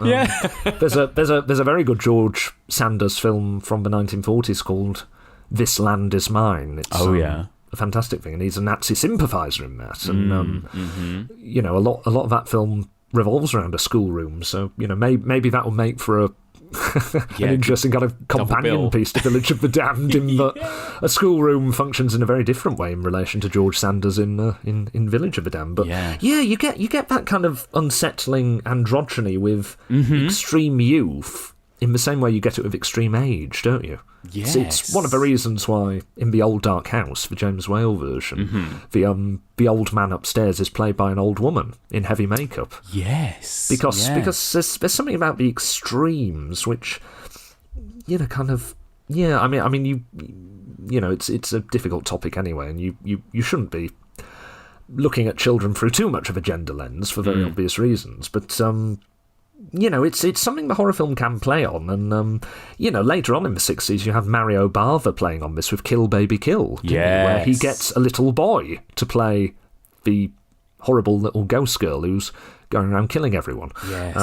Yes. Yeah, so there's that aspect as well, and you know, another aspect of that uncanny mismatch is, you know, they look young and innocent on the outside, but they have all these dark secrets inside, this all-knowing aspect, and I think the fundamental thing that I was thinking about this time, and I don't think this is something Village of the Damned really makes as much of as it perhaps could. I think it's a possible weakness in the film, is I think the best creepy children really are aware of and play upon that kind of push-pull dynamic that we feel as reasonable grown-ups, which is, you know, we feel we should protect and take care of children and safeguard them whenever possible. And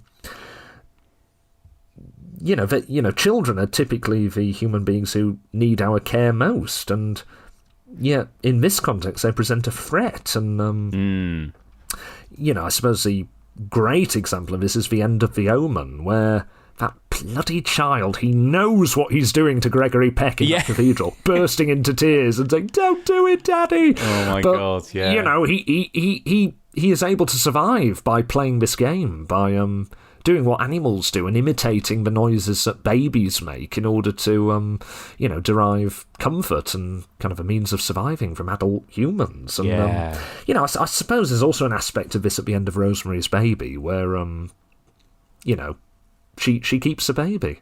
It's her natural maternal instinct flowering. And, you know, it may be the child of the devil, just as these children of the damned may be, you know, fathered by aliens in some strange way, but these are nonetheless our children. This is my child. And, that might bring us neatly to Barbara Shelley in this film, because, of course, she is the most significant of the mothers of these children that we see. Yes, go on, yes.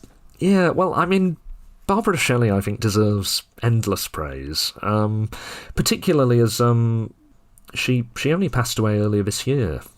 She died in January. She'd had COVID and had made a very valiant recovery, but you know, like many elderly people, she subsequently died, and she was aged 88. So and she had a number of health problems for years, and you know, 88 is a good long life, but I mean, I was saying earlier that Nigel Neal has never really received a tribute that's equivalent to his achievement. I believe the same of Barbara Shelley.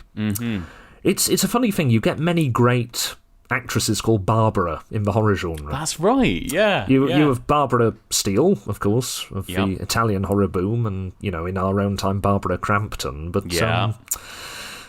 I would say that Barbara Shelley is, and I really mean this sincerely, the greatest of all actresses associated with horror. Wow. Because she did a fair amount. You know, she did slightly more indifferent slightly pulpier stuff. I think her horror debut was a film called Catgirl, which is kind of British rip-off of Cat People. And then she subsequently did a kind of Hammer rip-off of, that kind of synthesises aspects of Frankenstein and Dracula called Blood of the Vampire. Right, yes. And, she's got a kind of thankless ingenue role in that, but she carries it off with great grace and great style and great integrity. And, subsequently, she, after Village of the Damned, she went to work for Hammer, and her performances for Hammer are absolutely immaculate. Yeah. So she did for Hammer. I mean, I'm not going to name all her Hammer films, particularly as you're going to be discussing one in great depth later in this series, Quatermass of the Pit. Yeah. But, she played the Gorgon. Well, she didn't actually play the Gorgon in her monstrous guise, but, she appears in that film and she's just a vision. She's so beautiful and so elegant and yet so very, very human. The acting is just absolutely on point. And subsequently, she appeared in 2 films made back-to-back with Christopher Lee at Hammer. Dracula, Prince of Darkness, which we've already mentioned, and Rasputin, the Mad Monk. Yes. And I've got to tell you, in both of those, she is as good as Christopher Lee, if not better. She is a powerhouse. That scene where she's being staked in Dracula, Prince of Darkness, and the whole trajectory that character of hers has, of going from this kind of very prim, very repressed Victorian matron to this uninhibited, this uninhibited, highly sexualized vampiric nymph. It's absolutely unbelievable. A bit like Richard Wordsworth as Victor Carroon, a great unheralded classic horror performance, which kind of gets a bit lost amidst the Hammer shuffle sometimes, I think. Yeah. And again, in Rasputin the Mad Monk, she's really tragically human, and yet she unleashes fireworks. She has this showdown with Christopher Lee playing Rasputin. I mean, Christopher Lee was anyway getting on for 7 foot... Well, no, he was... he was a bit over 6 foot tall, but in the context of playing Rasputin, he seems to be about 12 foot tall. Yeah. He has all these hats and these boots, and he just powers through that film like a behemoth. And Barbara Shelley lets rip in this scene as Rasputin's scorned lover. She's shrieking at him and throwing herself at her and vowing to kill him, and the intensity of it, it's on a par with someone like Isabella Gianni in Possession. Yeah. It sets the screen alight, and you've got Christopher Lee simultaneously bellowing away in his Rasputin voice and his laugh, and it's brilliant in a film which is, not quite as great as for some of its parts. That is the most astonishing part of all. And, Barbara Shelley, She was a bit critical of Village of the Damned in later years. Oh, really? I think we can really take her criticisms on board in that she doesn't feel... And I feel this as well, actually. I think she really was onto something. It just doesn't... For a film which is focused on mothers conceiving children against their will... Yes. These alien children... doesn't really focus on the women. I know, that is a real shortcoming. It doesn't focus enough on... I mean, you get interesting little snapshots, which have their roots in the novel, The Midwich Cuckoos. I think particularly unpleasant is the one where the husband has returned after a year away and, suddenly his wife's with child. I mean... there's that fraught tension and the suggestion of the breakdown of the marriage and, possibly even domestic abuse and...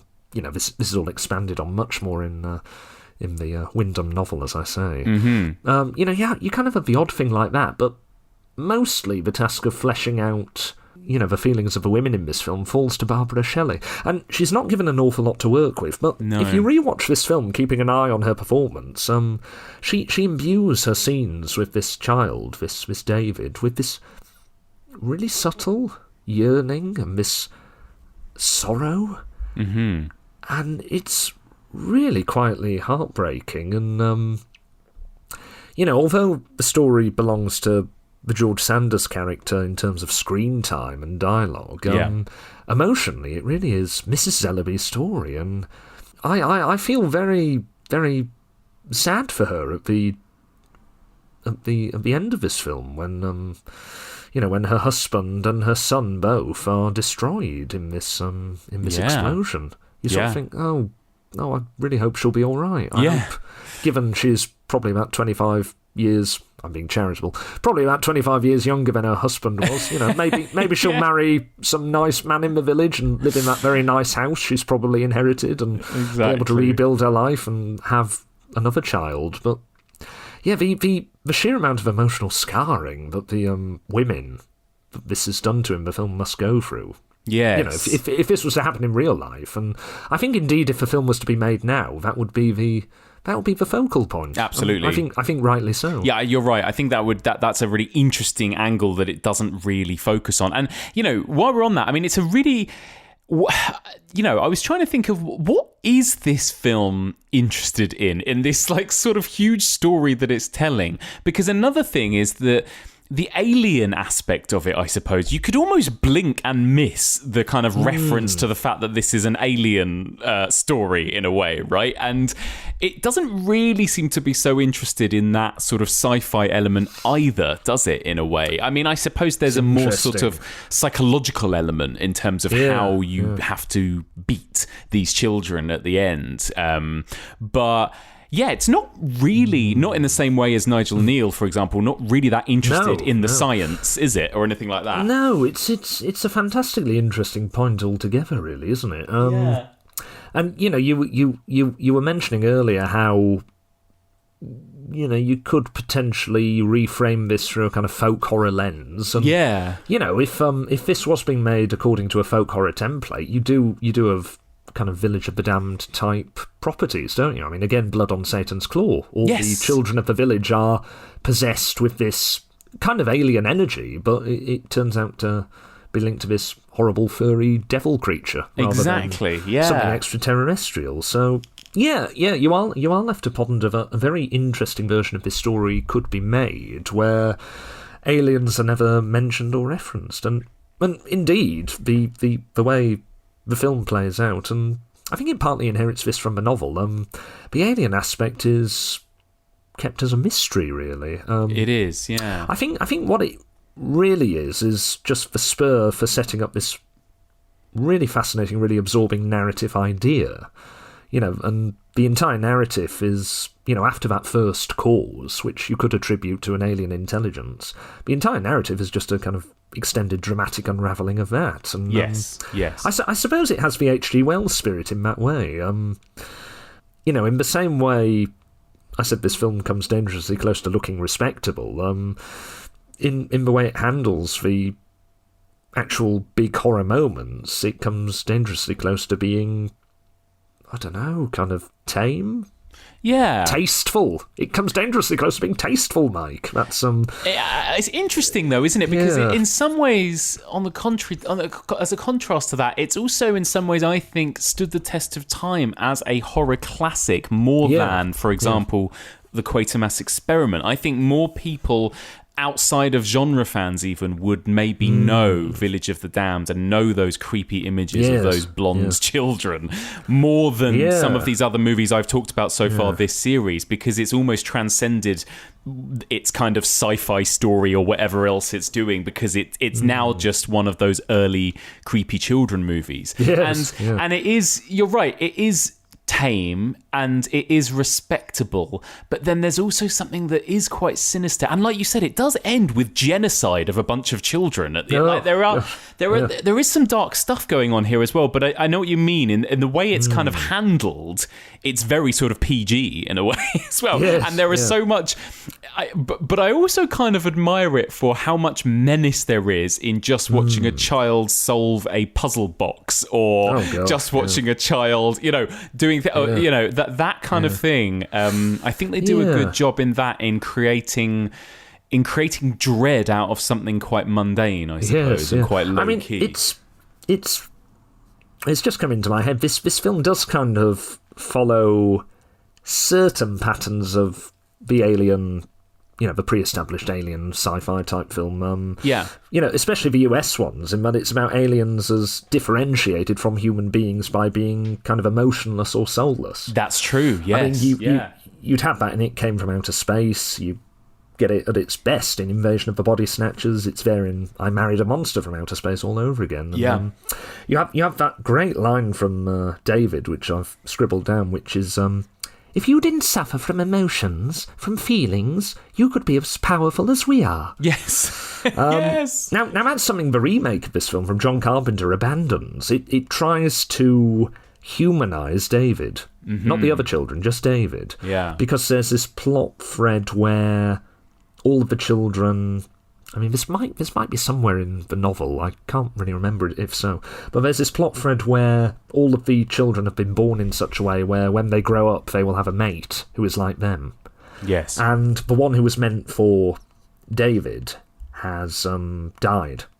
So it starts to bed in this kind of wistful but childlike romantic longing for this dead other half of himself, and it also starts to give him more emotion as it goes on, and indeed it lets him off the hook at the end. You know, he goes on living.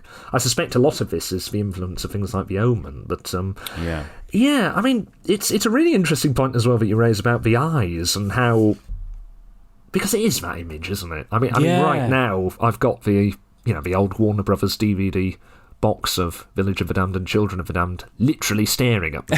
Those piercing children's eyes. And it's that image that differentiates this from the Quatermass Experiment in terms of transforming its alien monster into a horror icon. Yes. Without the glowing eyes, the children would be creepy still, but they wouldn't have gone into iconic territory. And that is fascinating, given that in the UK... none of the children had their glowing eyes. Oh, really? Yeah, I'm not entirely sure why. I suppose maybe it was to do with this thing about tastefulness again or something. Right. Or perhaps America was being quite hucksterish, saying, it's not scary enough. I tell you what, give the children creepy glowing eyes. I don't know what it was. But it feels a real cheat to have taken the glowing eyes away from the children in the UK. Yeah. Yeah, I mean... That's another kind of interesting footnote in how we present kind of monsters, isn't it? With these kind of blanked out or whited out or glowing eyes. Yeah. You know, it's something that probably derives from Bela Lugosi in Dracula, where he's got the little spotlights aimed at his eyes. And that's half right. the time they miss because, I don't know, maybe lighting the lighting operator was drunk or something. But and of course later it became a staple of kind of zombie cinema. Yes, that's right. And it's always been an image I found really frightening. It's something I couldn't handle when I was a child. You know, the image of something with blank, dead eyes, it always really disturbed me, and still kind of gives me a chill. And it's interesting that Village of the Damned, certainly in its US incarnation, actually put this in a film. And later it turns up in other British sci-fi films. So whenever people are overcome by the alien intelligence in The Earth Dies Screaming, for example, they get that blank-eyed look. Very, very scary. Yeah, it's a really interesting thing, isn't it? And it's little elements like that have really made this film stand the test of time, I think. That's the thing. And, what about this idea then? We'll wrap up shortly, but I want to ask you about this. This is something that we talked about with David Cronenberg's Scanners, and one of the shortcomings of that film is how difficult it is to get across this idea of people fighting kind of telepathically, I suppose, and how you put that across on camera. Yeah. And it's a big element of this as well, isn't it? This whole idea of these children get inside your head, and in order to protect yourself, you have to build a brick wall, don't you? And there's this, basically the entire climax is relying on George Sanders. There's a lot of face acting, I suppose, isn't there? Because there's a lot of kind of like them controlling their psychological states and penetrating those psychological states or breaking down those walls or whatever. Yeah. Do you find that works for you as the sort of final act of this movie? Does it sort of come across effectively, I suppose? It's a very, very strong solution, I think, to what is a problem in the source material. In that Wyndham's novel, The Midwich Cuckoos, it ends being narrated in Zellaby's house as the explosion happens. You don't actually see play out this struggle he has with the children. I mean, maybe he doesn't have a struggle in the novel. We don't find out. I mean, that would have been rather unsatisfactory in film, to just see him walk into the schoolroom and then a bit later on to have this surprise explosion. Yes. Because the brilliance of that scene as well is it's an almost literal playing out of Alfred Hitchcock's bomb underneath the seat theory for suspense, isn't it? Yes. Whereas if you'd just been focused on Mrs. Zellaby in the car and then you saw the explosion in the background, that would have been... Yes. I mean, maybe a surprise, but a bit of a cheat and a bit of an anticlimax. So, I think it's necessary on film to build it up into a confrontation, and I think the kind of montage approach of showing that brick wall, and again, this is another invention of the novel.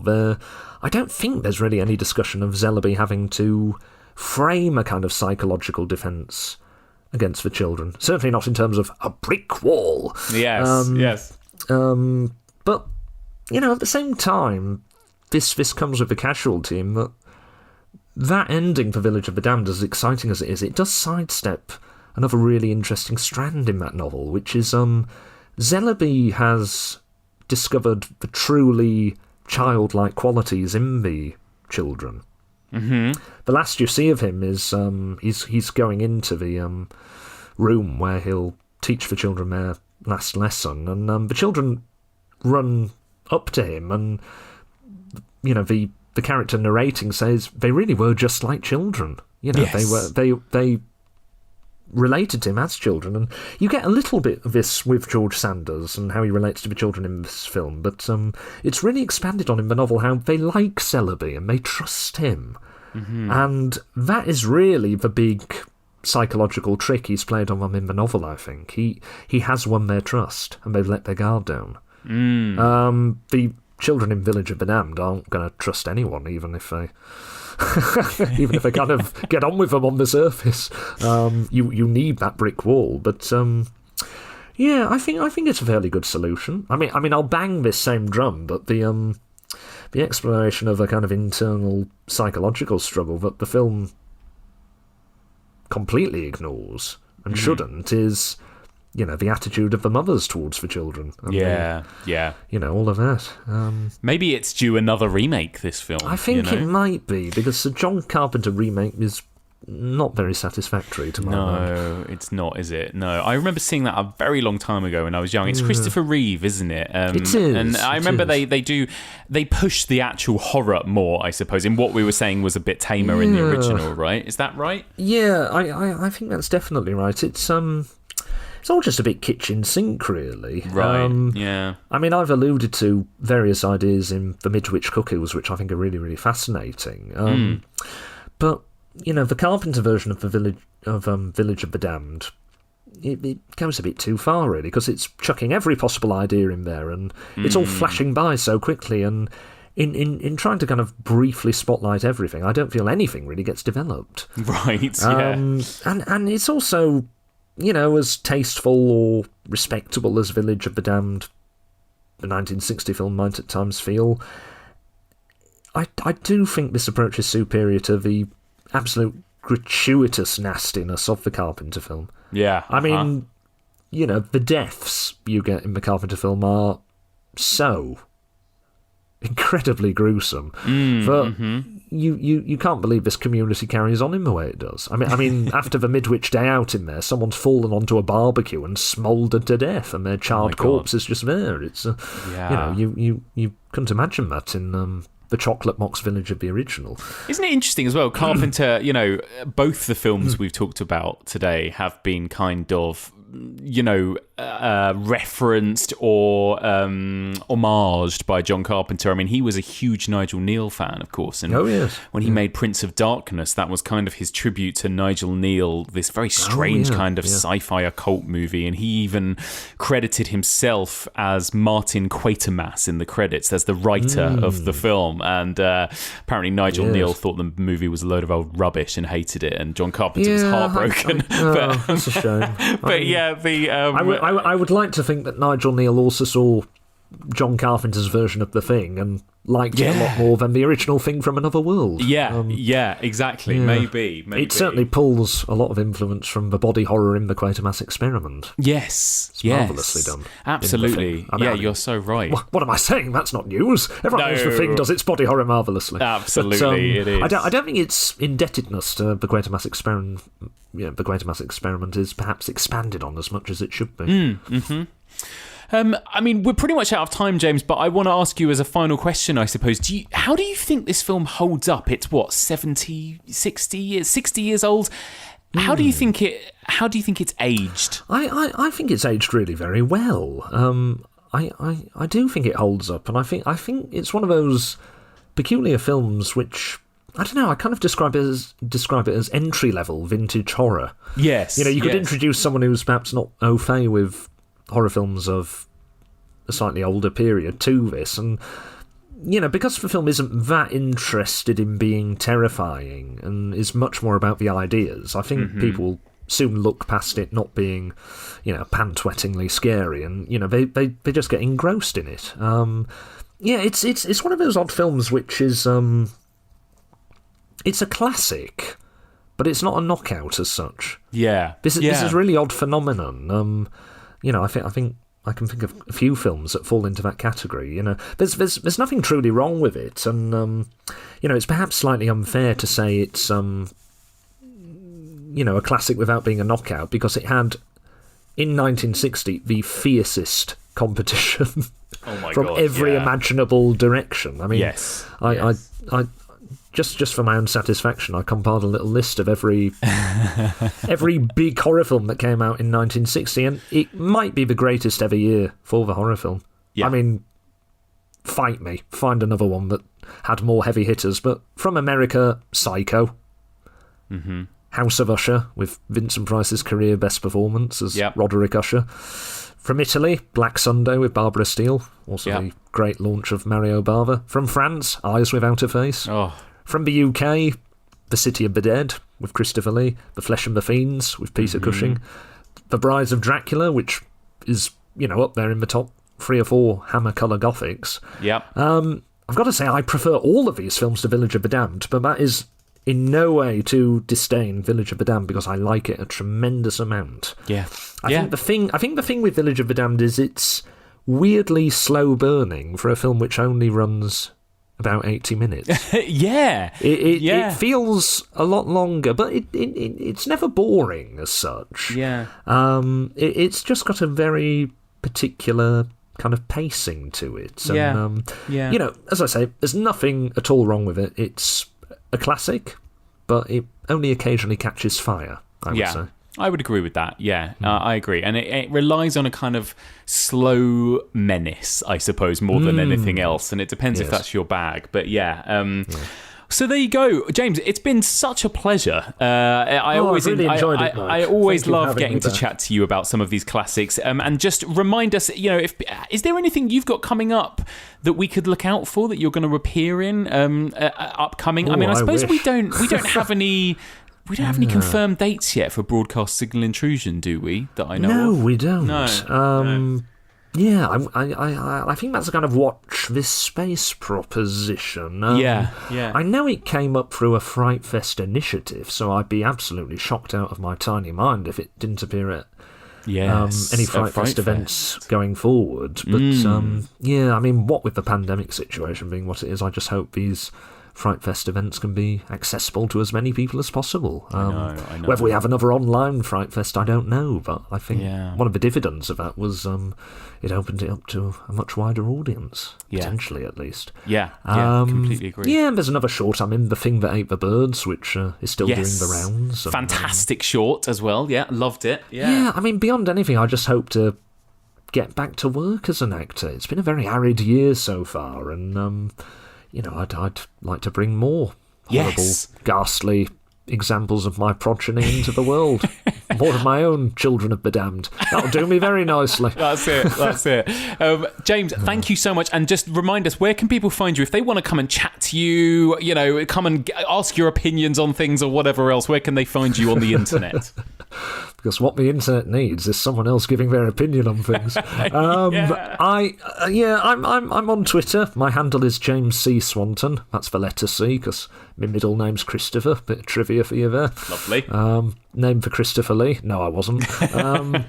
And I'm also on Instagram with the same handle, James C. Swanton. I've kind of got a Facebook page, which is underserviced. It's just one of those things you have to set up when you're an actor in this day and age, really. But I occasionally post links to stuff I'm doing, as I do on Instagram and Twitter. So, these are the channels by which you can summon me into your life in one way or another. Perfect. James, it's been such a pleasure. Thank you so much for joining me. Absolute delight as ever.